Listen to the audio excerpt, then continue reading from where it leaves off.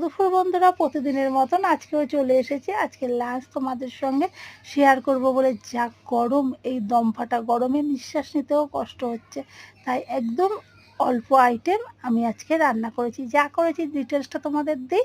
আর হ্যাঁ, আজ মানডে, এটা মানডেরই লাঞ্চ। ছোটো হাঁড়িতে 2 জিরো গরম ভাত, বড় হাঁড়িতে আমাদের বড়দের গরম গরম ভাত, কিছু আলু সিদ্ধ দিয়েছিলাম, সেটা ভাত থেকে আউট করে রেখেছি।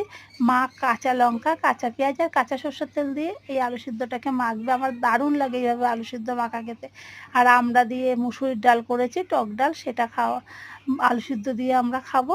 এছাড়াও পটল ভাজা, আর তোমাদের ছোট্ট জেজের জন্য মুসুরির ডাল সিদ্ধ, কাতলা মাছের ডিমের বড়া ভেজে রেখেছি, ও তো ঝাল খেতে পারে না। আর আমাদের ডিমের বড়াটা আদা রসুন পেঁয়াজ ঘি গরম মশলা দিয়ে পাতলা করে ঝোল করেছি।